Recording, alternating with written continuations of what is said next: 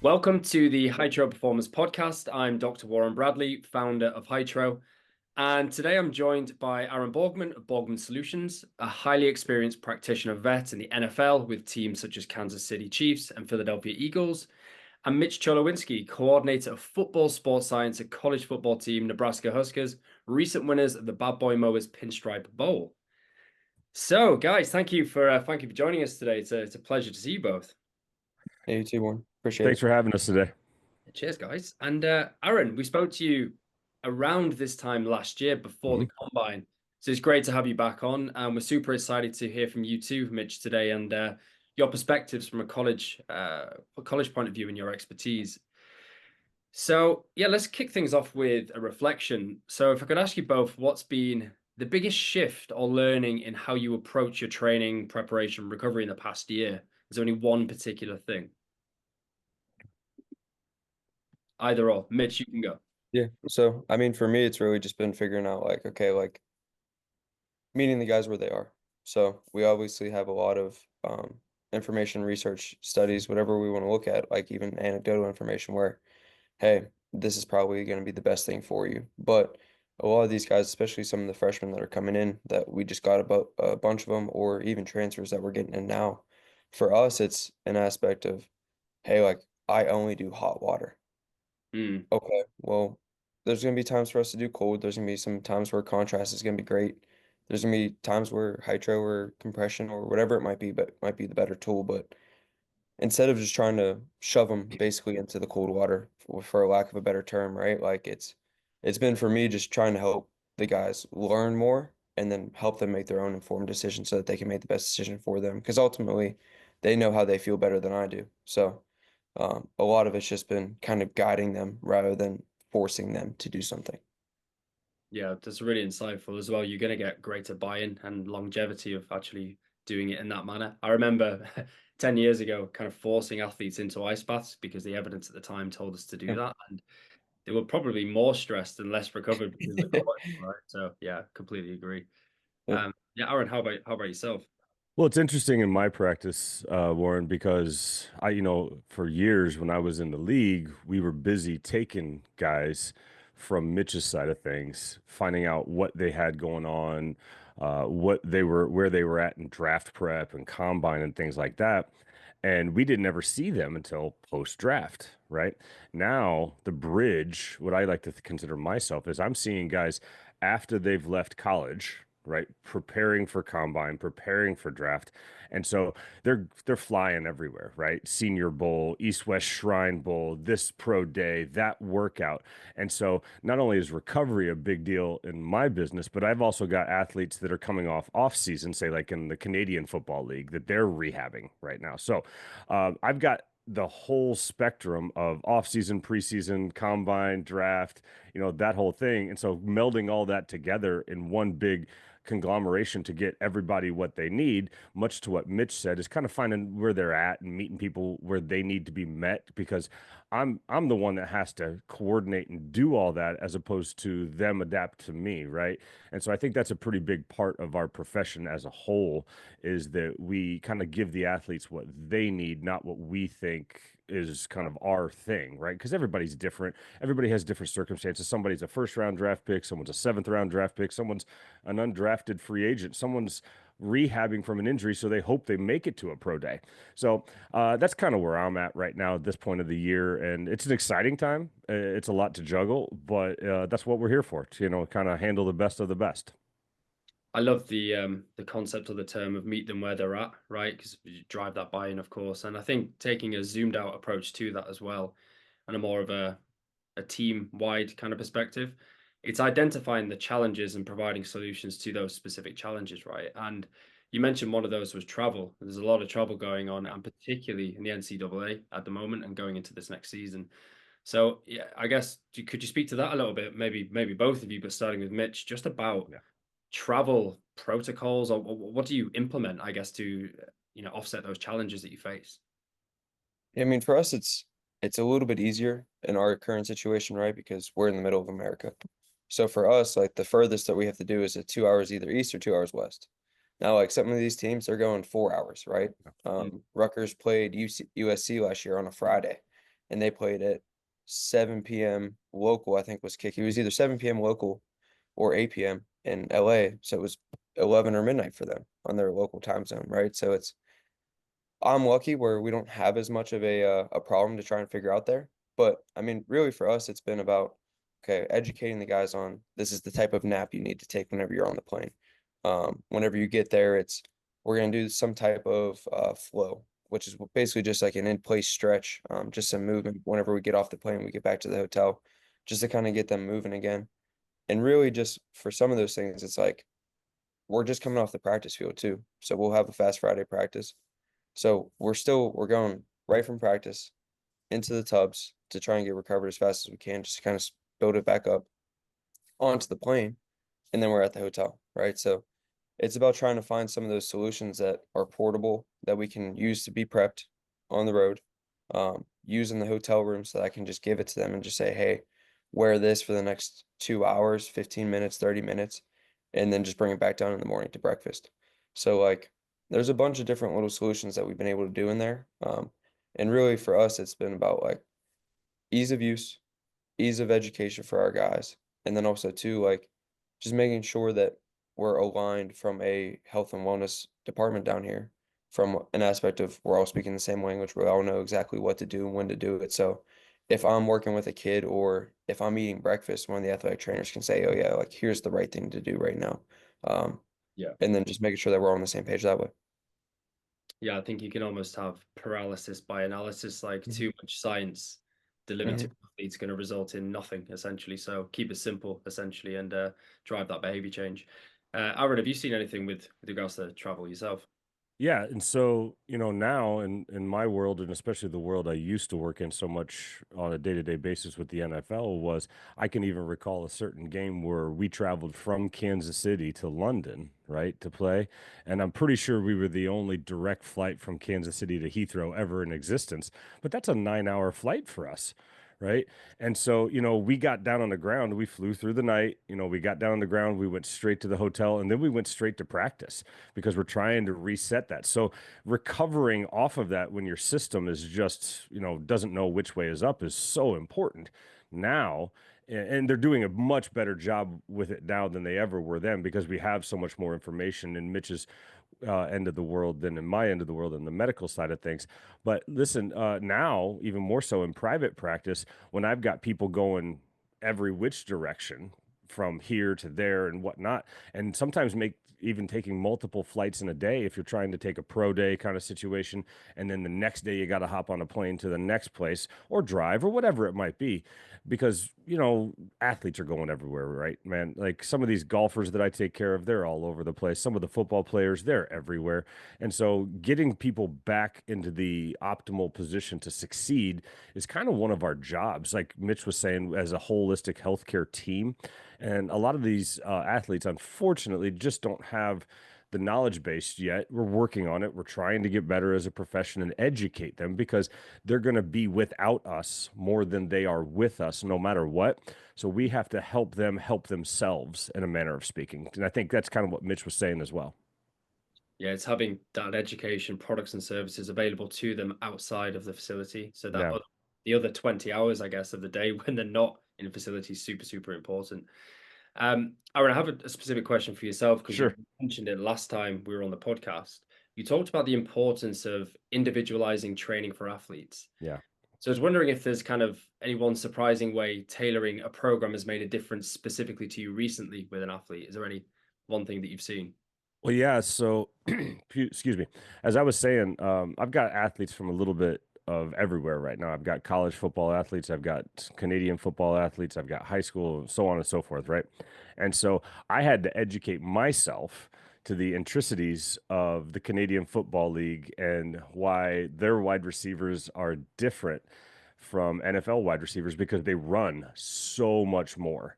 There's a different style of play. There's a different aspect of things that I've never had to deal with. So I had to tailor, to your point, to use your word, my program to get that person kind of up to where he needs to be, because the mileage that he puts on is so much different. It's more like a Premier League midfielder than it is an NFL wide receiver almost, because they run so far across the field, even between plays. And so, listen, I think that's really important, because if we're not tailoring things, not even just in sport, but in position by sport, like your midfielders are going to be different than your backs and your forwards, right? Like we know this. Your wide receivers and DBs are going to be different than your offensive and defensive linemen. We know this. And so I think it's a really, really important point, and we hammer it home quite often that not everything that we do in the rehab world or the conditioning or the recovery world is going to be the same for athletes. And I think if you're not taking that into account, we're missing some pretty key pieces, in my opinion. Yeah, awesome. Mitch, one for you specifically as well. So preparing a college athlete for the combine is quite unique. What is the hardest part about getting them ready for such a high stakes event, where the future career can depend on this moment? I mean, I've been a part of it a few times, right? Some of our guys, they'll travel off to the fancy places like Exos, and they'll be able to do some of that stuff on the beaches in Miami or in the desert or Scottsdale. So, um, it's a fun experience. It's kind of, to get back to what you talked about before, it's like paralysis by analysis, right? Where like there's so many tests that are happening. A lot of them are kind of I don't want to say competing, but they're just different types of tests. Like there's a lot of different skills that you have to get good at in a short amount of time. So for our guys, like it's always just about, okay, let's just go back to quick and easy profiling. Um, what do we need to get better at? What is the rate limiting step for us? What is our one here? Like the way we operate here, and the way I believe in a lot of things is just training qualities.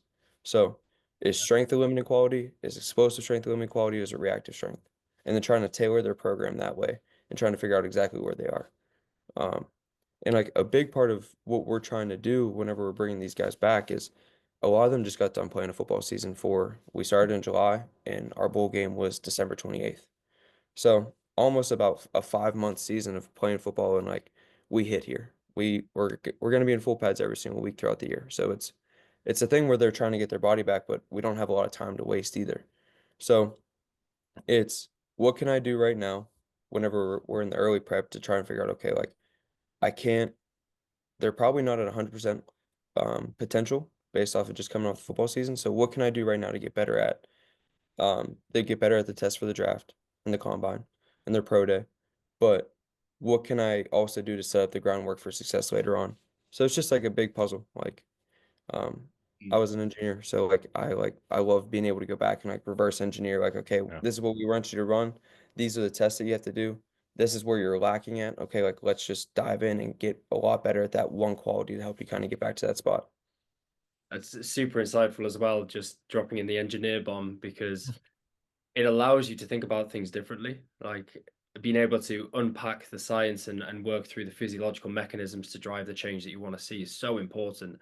And I guess for myself, obviously doing the PhD as well as being a practitioner, it served me super well, because I've been able to have a challenge in front of me and actually say, okay, what are the components of this? How do we determine improving each of those individually? So yeah, mate, that's awesome. Can I ask as well, for any like specific combine drills, so you've got like your 40-yard dash, the vertical jump, there's, a load of different battery of testing. Have you seen any athletes or coaches take like an unusual approach to training to perform well in those particular events? Is it different to normal training? Um, it's different, yes, because it is just such a skill, right? Like we have guys that are good at change of direction whenever they're on the field, and like I'm trying to solve the movement puzzle of this guy's coming at me and this guy's coming at me from this other way. Like, but it's the pre-planned, like, okay, these are the actual steps I take on the 5-10-5. These are the steps I take on the L drill. Like it becomes almost more of like a choreographed dance, to be honest with you. So like there's a local coach here who works with some of the guys for on the field and during their combine prep, and it's like the way he teaches them up to do their steps, they all come back here because they'll lift here and they'll run there. They all struggle with it for the first 2 or 3 weeks, and it's like I've just never had to think about it like this before. And it's like it's like almost like learning how to dance, like how to do like an actual dance, right? Like how to do like Irish tap dance or something like that, right? Where it's like, okay, like this is how I'm stepping, like this is the rhythm I need to do it. So like being able to step back and take that approach of where, hey, we're just going to work on the top 3 steps today, and that's all we're doing, is a kind of a unique approach that like I would never take, right? I would never take in this setting because nothing's ever going to be pre-planned like that. Right. So it's a different way to look at it whenever you're looking at, okay, like I'm training to get good at these skills. I'm not necessarily training to get good at football. Yeah, that makes total sense. And I guess with that comes a lot of pressure as well, not only to perform, that execute that skill well, but obviously if you don't, you're not getting drafted or you're not putting points on the board. So how do you, to both of you really, how do you teach an athlete to manage the mental side of the preparation to perform under that kind of stress? Well, and I won't speak for Mitch here, but as we talked about last year, Warren, one of my big issues with the process is not the athletes. The athletes are going to do whatever helps them improve their stock, right? As far as the combine and the draft. My problem is that, very similar to what Mitch was saying, all of these combine skills, all of these pro day skills are nothing that you actually do in football. And so on the back end of that, we would always see guys that had done combine training, which is good, right? Because that makes them more money, that improves their draft stock. It has zero to do, in my opinion, and Mitch may differ, with improving them as a football player. And so we would always see these guys who had been training for months and months and months to help their combine status. Then they'd come to rookie minicamp and they would either get hurt right away or they'd be burnt out from doing a certain thing. And so melding all of that together, both physically and mentally, is kind of like, okay, now you got to ramp back up for football because it's time to play football again when you've been doing this very specific skill set, to Mitch's point about how do you meld all that together, right? And so it's always a balancing act. And so the physical, that's what we're good at, right? Because that's what we went to school for. That's what we've trained for. That's what we've had all these reps doing. The mental is absolutely different for everybody because, everybody has different pressures about, oh, are they a first round draft pick? Can they improve their stock? Are they just trying to get into the draft? Are they trying to go from unknown to undrafted free agent in regards to football, at least? And so what I think is interesting is that we've got this system set up to where we have to do all of these things that you're never ever going to see on Saturdays or Sundays or whatever you might be playing, and that's what's being like heralded as something that's important. Hopefully more education, hopefully that starts to change a little bit maybe. And so I doubt it, but we'll see. But then you got to just automatically shift back to football, and it's our responsibility as a collective to kind of help those players navigate all that. So I didn't mean to step on Mitch's toes there, but that's a kind of a hotbed issue for us on our side of things. No, yeah, and Aaron, like I agree, right? Where I think a lot of it does come down to that. It's you spend so much time for all these weeks to just get ready at these skills, and then it's like, okay, we gotta shift and get ready for rookie minicamp. And we gotta get ready to run all this distance. We gotta get ready to react to people again. Whereas I'm just reacting to a stagnant line. Yeah.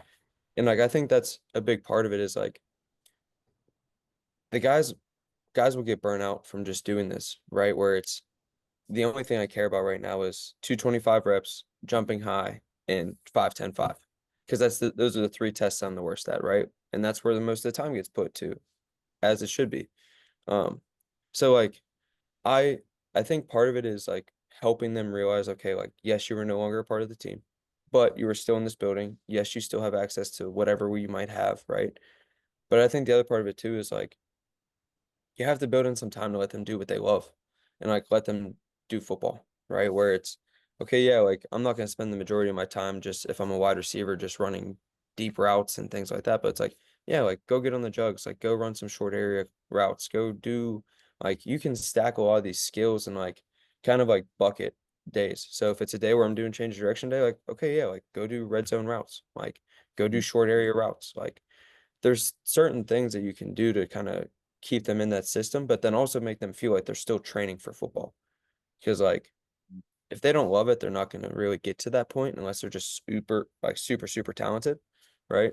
And they can kind of just make up for some of those things. But I think a lot of it from the mental side of things is like because there is a lot of pressure, you just have to take it back to what they love and take it back to what they're good at, and then let them kind of go from there. And that's why I appreciate people like Mitch who still have people who are no longer going to play for a program, but are still in the buildings to kind of help bridge that gap. Because there's so often that these individuals get whisked away from that program that they've been a part of for several years, go to Florida, Texas, California, wherever it might be to draft train, and they're part of a bunch of guys that they don't know, and they're with a coach that they just met. And so, there's a lot there, right? So, a lot of pressure, a lot of new and different faces, a lot of new and different tasks that they've never had to do. It's a lot for some people to handle, and obviously it happens every year, and it gets bigger and bigger and bigger. But much to Mitch's point, I think one of the things that you can do is continue to make games out of things, to continue to have them be a part of the things that they like to do and enjoy to do. And you can actually build training or rehab, in my case, inside of that a little bit, and kind of, trick an athlete into thinking, they're playing a game, but it's still, getting something done. So that's the fun part of what we do, in my opinion. I think it's expressive of your capabilities to have soft skills, not just the hard skills. So you're able to build bridges with athletes, create relationships, and get them to do effectively what you need them to do. So yeah, you both demonstrate that in heaps, which is awesome. In general, footballers recovery massive, right? They're putting their bodies through incredible strain throughout the whole year. So is there anything you're doing differently now in your recovery protocols that might be moving a needle? Is there anything that's come on the scene in the past couple of years? Yeah, I mean, for me, it's been since I got here, like really diving into BFR more. Whenever I was at Texas prior, like, and we've talked about this, like I got an interest in it, like from an aspect of like, okay, we had some guys that are doing patella tendonitis. Like, if we do this as a preparation scheme, like how does that help, right?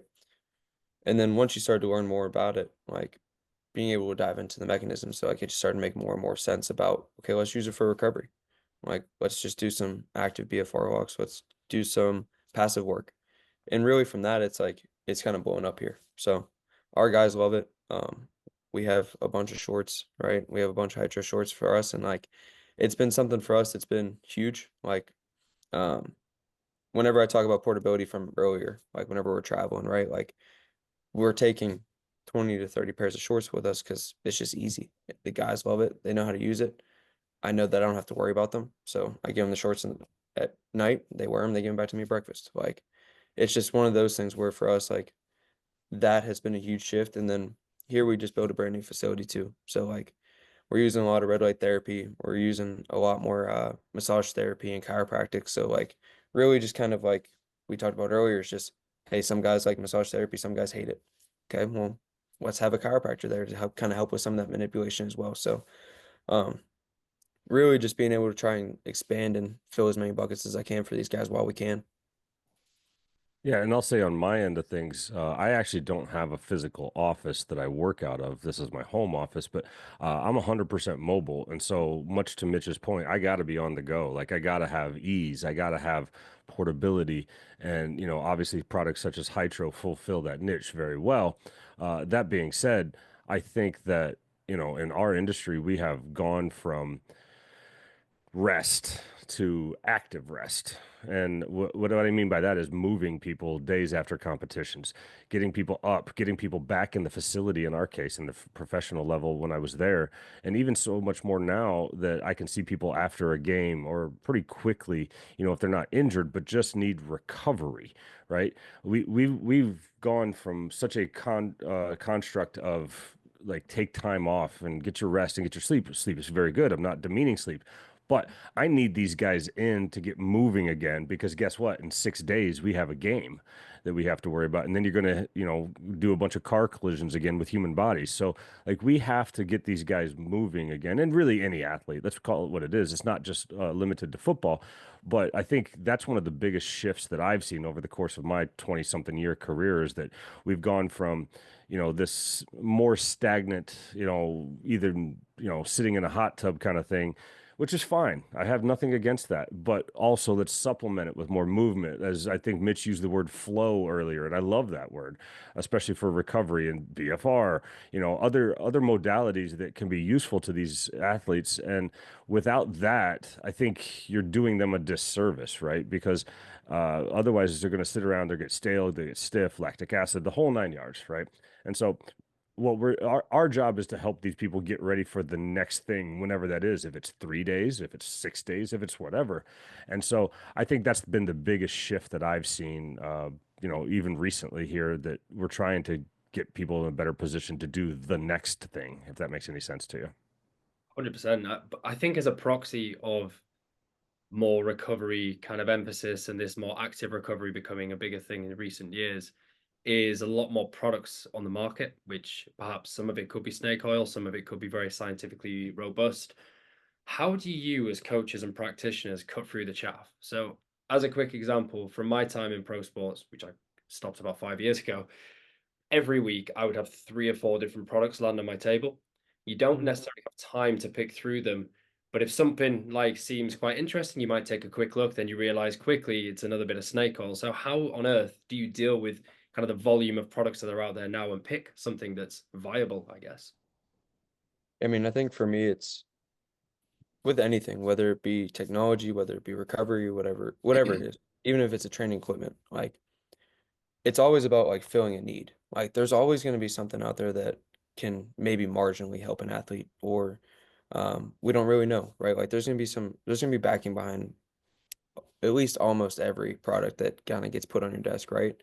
But it's okay, well, like what is a need that I need to fill? And like that's always my first thing. Like I don't want to buy something or purchase something or give the athlete something that if it's not gonna fill a hole.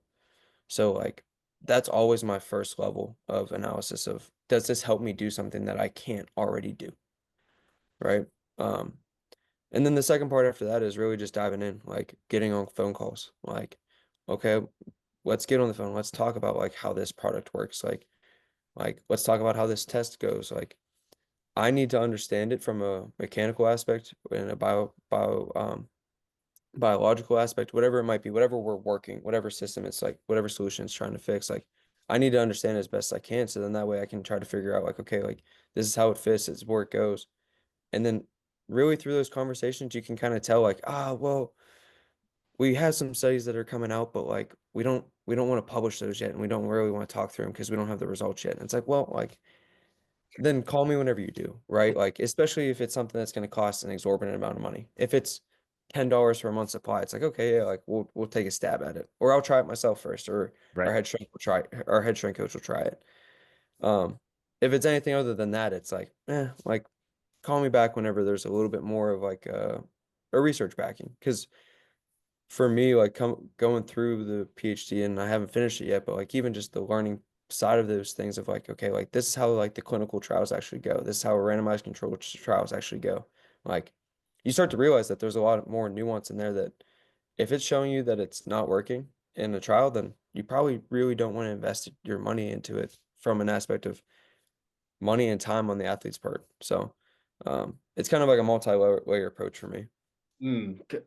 Sorry, Aaron, can I ask another quick question to Mitch just based on that? Because I've noticed something quite unique about yourself, Mitch, in that you're very innovative. So once you had the prerequisite understanding of the science, you were willing to go on tangents. So, for example, the use in the ice bath, that currently is a hypothesis based on good, solid science in the past. We've had a good discussion about the hypothesis about improving the benefits of an ice bath. But again, that was something that you were willing to do, and I feel like there's good anecdotes coming out the back of that. So can you talk to me a bit more about, I guess, why that was the case? Yeah, I mean, like it's a lot of it's going to be a guess, right? Like everything we do here, if it's even our training plans that we write for these guys, like it's a hypothesis, and we're going to test in 8 weeks to see if they got faster or stronger. And like that's all we're doing, right? Like I have 127 like research subjects that I'm in charge of every day, right? So like it's a fun job from that aspect, but like again, it just gets back down to like, okay, like I'm exploring some of these things. Does it make sense? Or am I just reaching for something? Or whoever I'm talking to, are they just reaching?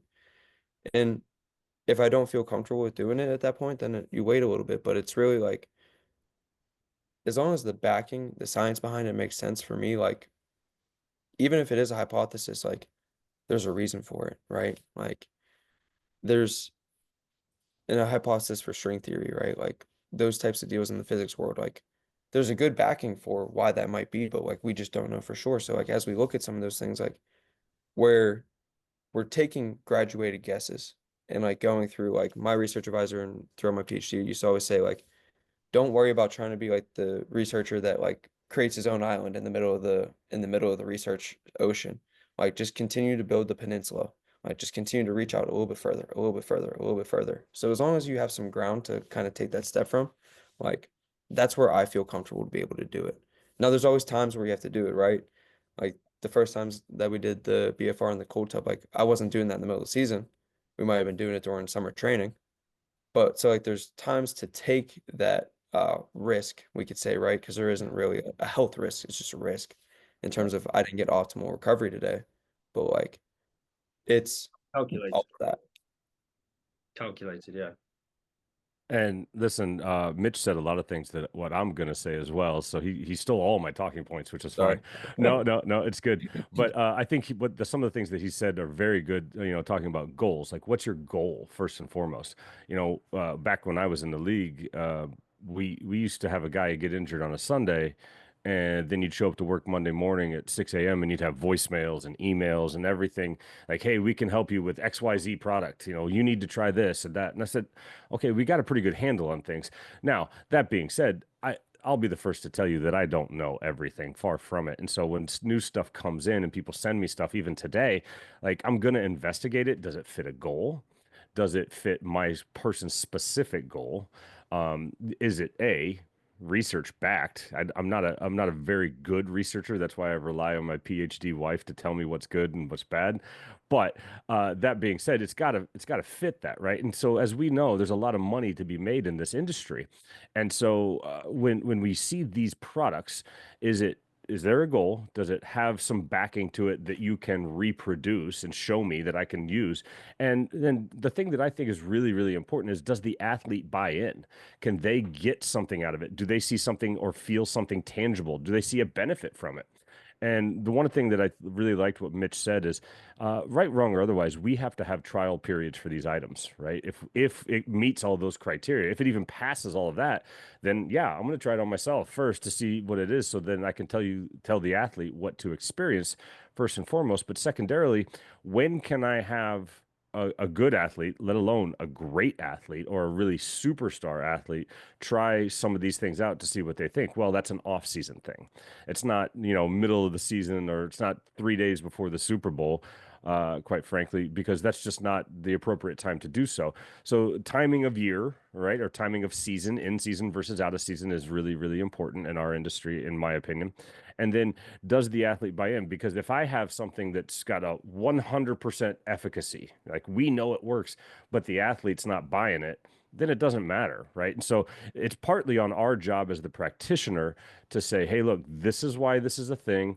This thing XYZ is going to help you. You're going to see ABC benefit, and kind of lay it all out and educate them. So there's a big education portion of that as well. You can't just give an athlete something and say, here, do this because I said so, right? That's not how that works.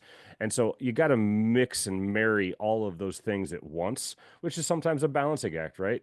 And so I think it's one of those things where it's got to be the right time, it's got to be the right person, it's got to be the right product. And luckily, I think, you know, most educated people in our industries can kind of sift through all that, to your word, Warren, the chaff, as it were, to kind of get rid of the stuff that's just there and kind of the noise, as opposed to the things that are beneficial for athletes. Yeah, if I was to pull out one word, there'd be buy-in. Without buy-in, it's pointless. It could be, Yeah. as you said, 100% effective, but if they don't like it, what's the point? And it goes back to that self-led autonomous recovery journey. The athlete needs to believe in it, see and feel and experience a benefit for there to be a benefit effectively. And I will say that's been something that I've found really insightful after starting Hytro, because I did plenty of recovery modalities as a practitioner.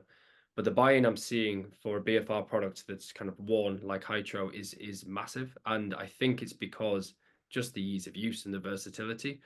But because of that, it's driving wider adoption quicker, which is super interesting and cool to see. Putting words into your guys' mouths there. So Aaron, quick question to yourself then. So what is the biggest difference that you notice between college trained athletes and those who prepare for the combine independently? So is there a physical difference, a mental difference, any difference at all? It's an interesting question because these athletes, especially in football, are so genetically gifted. And I tend to be of the mindset that if you're good, you're going to be good no matter what you do. Like we see all this video on social media, and I'm not going to call out anybody in particular, but there's some crazy stuff out there, right? Like these guys can do some unbelievable things. I tend to lean on the side of they're really, really good athletes, so they can do those things. They're not doing those things to make them better athletes, if that makes any sense to anybody. Those things aren't causing them to be better athletes. And so I'm a firm believer in, like, yeah, people are missed all the time. We see success stories from smaller schools, D2, D3, even NAIA now, different levels of competition here in the States. But by and large, the bigger schools, the more established programs, the better, strength and conditioning rooms and medical programs typically tend to deal with some of the best athletes. That's why they're there, because they are the better programs. They have better recruiting, they have better coaching, they have better legacy. And so it's interesting because I tend, and this industry is not like anything, unlike anything else, where you trust the people that you know.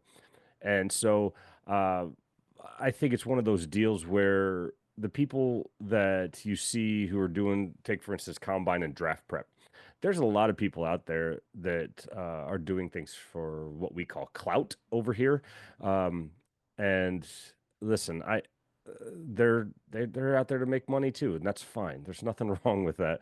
That doesn't mean the product that you're putting out is actually quality. And so we try to kind of steer people in the right direction. And I tell kids all the time, man, I said, look, if you still got access to school, stay there. They know you.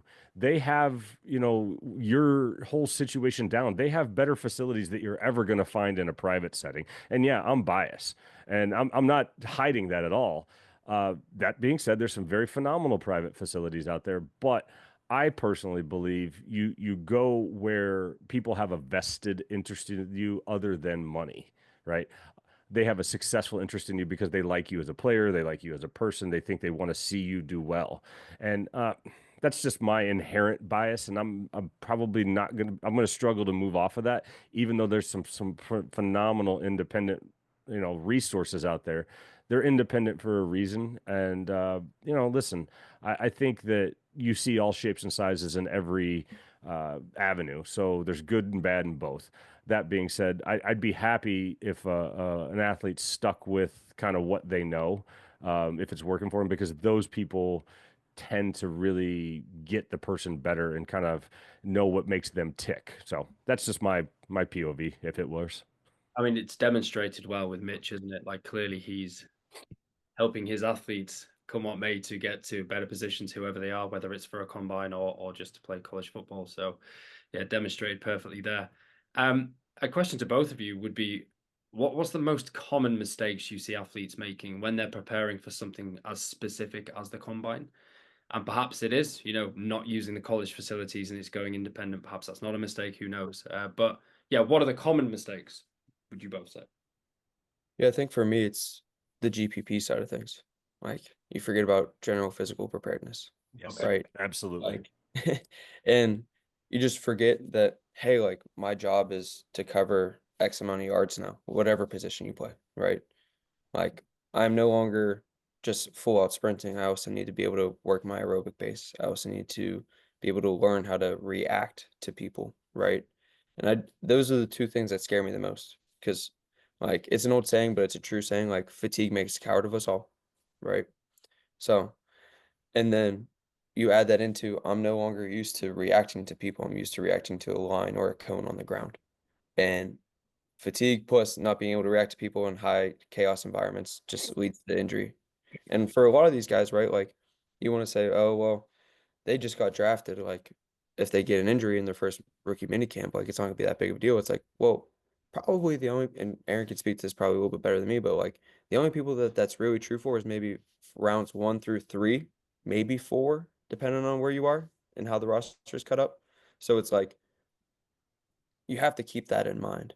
And then also too, just good healthy habits. Like the training intensity and volume is going to kind of come down. So like you're not going to be as hungry. You're not going to be, um, you're going to need to recover. You're going to need to do those things, but it's not going to be nearly the same level as it was 3 weeks ago whenever you're in season, right? So it's like good habits, good traits around some of those things. And a lot of these guys, they'll get to train. They'll start at 10 a.m. as their training time. Like they're never going to be able to sleep in that long again. So you can't stay up until midnight, 1 a.m. and still get 9 hours of sleep, right? So like it's about trying to keep a lot of those things in mind for them of like, okay, like I am still a person. Like I am still an athlete. I still need to keep my habits, my rules, and my traits that way. I think it's particularly hard for younger athletes potentially who just want to play the Xbox or PlayStation and stay up till 2 in the morning. But they have to get the pillars right. They have to get nutrition and sleep boxed off. They have to reduce their stress levels. And that goes as deep as like blue light before bed and all these sorts of things peripheral to your typical big pillars. Yeah, so yeah, getting them big pillars sorted is super, super important. You're right. I think the list of athletes, especially if we're talking about football, that have shown up for rookie minicamp, post draft, things like that, and gotten hurt within the first 2 or 3 days is infinite.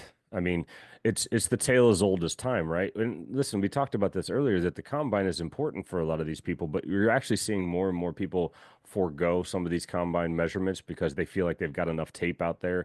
And I don't hate that. I have to be honest with you.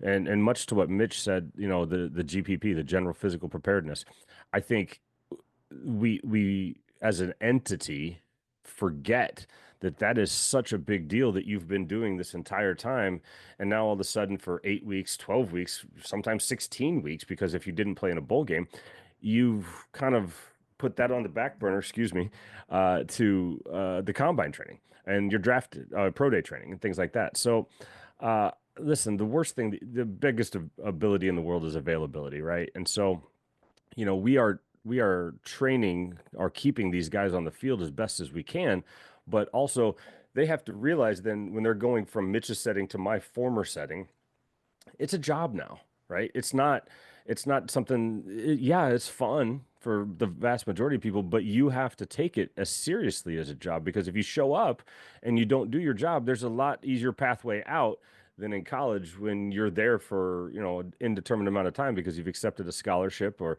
now an NIL deal or whatever, what may. Now you're talking about serious ramifications, right? And I always used to joke with people all the time, perhaps very snarkily so, when people either didn't take training camp seriously or mini camp. I said, listen, you don't have to practice today, but guess what? If you don't practice today, you may not practice tomorrow. And I know that I'm going on the first road trip. Do you know that you're going on the first road trip? And so, it's a little bit tongue in cheek and a little bit snarky, but it's real, right? And that's the consequences that we live under. And I think what's really important is for part of our job, to kind of getting back to the psychology aspect of that, is like imparting that this is serious. Like you have to take care of yourself now. And these different modalities, including Hytro and recovery methods, are part of that. And I think it's so important that we educate these people on how to take care of themselves and what it means to Mitch's point, to sleep consistently, to put the phone away, to not play Xbox till 2 in the morning anymore. And like, it's tough. It's a constant balancing act. And I think we are kind of front line in some of those items. So trying to impart that upon athletes is really important in my opinion. Yeah, makes total sense. I mean, you've mentioned kind of Hytro there and a few other modalities as well, and I guess trends in the market. Is there anything at the moment that you're both seeing in terms of recovery or training methods that are gaining traction, for better or for worse? Is there anything that's on the radars at the moment for maybe the future of athletic performance that you're seeing? I mean, I think for me, like it's really getting back to Aaron's point earlier of like just educating the guys better, right? And like I'm a huge believer of this. For me, it's like we have everything we can need here, right? Like from an aspect of like our tools. Like we built this brand new facility, it's beautiful, whatever. So like for me, it's just okay, like educating the guys on to be autonomous, right? Where if that door is open, like you know where to go in, you know what to do, you know how to do it, and you know why to do it, right?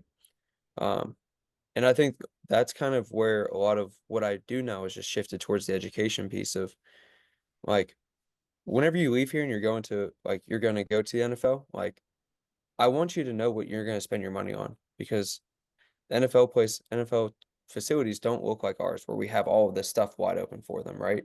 So if you want a Novathor bed and you want to spend thousands and thousands of dollars on red light therapy, I want you to know that this is how you use it, this is when to use it, and that it's beneficial for you to spend your own money, whether it be thousands of dollars or whether it be hundreds. Like, I want you to leave here knowing that this is what works for me, and then that way you can continue it on whenever you get there, but you just have to spend your own money on it now. I think so many people would be surprised in American football that the college facilities, by and far and away, whatever uh, expletive you want to put on it, outweigh the professional facilities. Professional facilities are nice, some much nicer than others, but there's no professional football facility that compares to a college football facility. In size and really, quite frankly, quality. They used to be used as recruiting tools, right? And in the pros, you don't have to recruit. Your paycheck is your recruitment.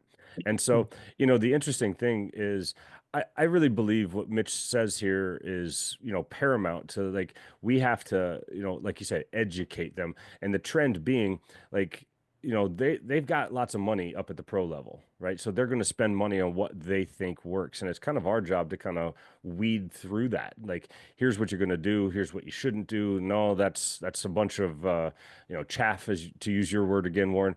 But the one thing that I think is really important to impart on people is, in the pros, for sure, I used to see guys 5 times a day, for rehab sessions. Even now, they're not getting that on the outside, and this bridge and this transition in between. So teaching people how to take care of themselves at home, because like, once again, it is now a job when you're at the professional level. You're going to be in the building for a limited amount of time. So how do you take care of yourself at home? How do you, go find these resources out in other locations, be it massage or chiropractic if your team doesn't provide it, or whatever. The list is endless. And so once again, I think Mitch made a very good point about education and how to get these players the right things, because when they would come to my level, they had all the money in the world and they had all the access in the world because people want that money, right? And so people want to latch onto those people and try to tell them how to spend their money and how to spend their time. And part of that's education on our part to help them weed through that. Yeah, it makes perfect sense. And I think everything necessitates an underpinning of education, right? I completely agree with both of you on this. And I guess pulling on that thread, and because we're on the Hytro Performance podcast, I wonder if I could just ask a question to both of you guys. Where do you see tools like BFR tools, Hytro or otherwise, fitting into the bigger picture of athletic development? Because we are seeing an increased trend of it being used, particularly in recovery, but is there anything deeper, more specific in recovery or wider about performance and preparation that you think will be the future of athletic performance? Well, I think, on my level, because I'm not just dealing with professional athletes anymore, recreational weekend warriors, things like that, we still kind of lump them in the same bucket as athletics. And especially now on the high school level, I think it's both deep and wide. We're learning more about it. We're learning more what we can do with it. We started off years ago with the technology, experimenting, if you will, in cold tubs, in Ultra G treadmills, in this situation, on a bike, in that situation. What can we do with it? But now, with increased exposure, like I said, we're seeing things at the high school level. We're seeing things in performance clinics around, everywhere, where it's just, really high end weekend warrior athletes. Executives are using it now for their workout and recovery because they feel like they don't have any time to do those things. And so I think it's both, Warren. I think it's deep and wide. And as we continue to experiment, and experiment's not necessarily a bad word here, but I think it's imperative that we do kind of continue to try these things out to see where we can go with the technology and what we can do with it. I know there's been some exploration or experimentation with the space program. Like, that's a different form of athlete, right? And so military, what do we do with that? Is that a big thing? And so athlete, we can kind of stretch that word out to a lot of different things now. And performance goes hand in hand with that. So I think it's, like I said, I think it's a really imperative that we as practitioners, no matter what your discipline is, kind of to continue to stretch those boundaries so the people that come behind us and even the athletes that come behind us can benefit from all of our work being curious about such things. I apologize if I took any of your talking points, Mitch. No, yeah, I mean, I'll kind of just piggyback off the top of that, right? Where like for me, like I completely agree. Like whenever I first started this, and I've been doing this for like 5 or 6 years now. Like it hasn't been a crazily long time, right? Like whenever I first started doing this, like BFR was just for recover or for rehab. And then that was it, right? And like now, like thankfully here, like my athletic trainers, my nutritionists or dietitians, like and the strength staff here is phenomenal. So where we can start to see like, okay, like where can we implement this in ways other than just recovery? Like, okay, like to Warren, one of the things that you sent me early on was, okay, whenever you're drinking your shake post practice or post game, like strap in and then it increases glucose uptake and all of those things, right? Like makes sense. We're looking at injury prevention now since it's early off season. Like we're trying to set guys up for success for August and really even during spring ball. So in March, it's like, okay, well, we have all this DEXA information. Let's see who has gross asymmetries and muscle mass, especially for our athletes that are coming in that we don't know. Let's look at lower limb or upper limb. And let's see like, okay, well, where can we supplement a little bit of extra volume that isn't going to take away from the training, but we could still get a lot of those hypertrophic responses that we want to get in the limb that's smaller. And like the prep side of things too, like where we use it for prep, like for our guys, like just finding ways to be able to use this more to Aaron's point to like kind of like set people up who come behind us like in a better spot. It's like, okay, like it is kind of our responsibility as practitioners at a high level where like it's our responsibility to see like, okay, like how can we help these athletes out the best? Like I think one of the things I like about being here the most is we have people that are willing to try things. It's not, I've always done it this way. I know it works, which it probably does, right? Or else you wouldn't still have a job. But it's like constantly scratching to try to get better, scratching, clawing, fighting to figure out like, okay, like if we've done this and we're at base level of 100, like how can we get to 101 or 103? Because at the end of the day, like, especially with the way college football is now, like there's going to be a lot more parity. There's going to be a lot more spread out. Like competition's going to be greater throughout the entire year. So, okay, like we're going to need those 2 or 3% at some point this year. So what is a way that we can kind of separate ourselves to in the in the big scheme of things, like it might not look like a big deal, but it's helping us out on the local level or it's helping the athlete out on the local level. Yeah, I And think I it's think it, oh, I'm sorry. I was just going to say real quick, I think it's really important that our professional athletes and even our high level college athletes are the best of the best. They really thrive in that extra 2 to 3%. Like that's what makes them the best. And your weekend warrior might not benefit from that extra 2 to 3%, to begin with.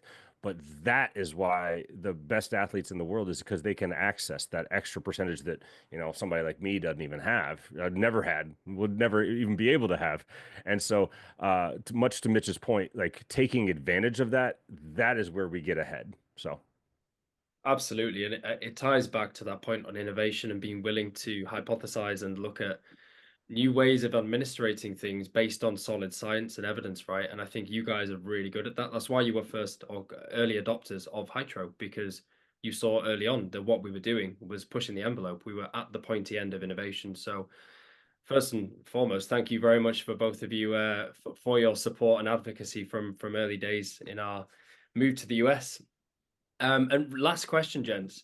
If you could leave the listeners with just one piece of advice to improve their personal performance, whether they're an elite athlete, a coach, a weekend warrior, as you call them, Aaron, what would it be?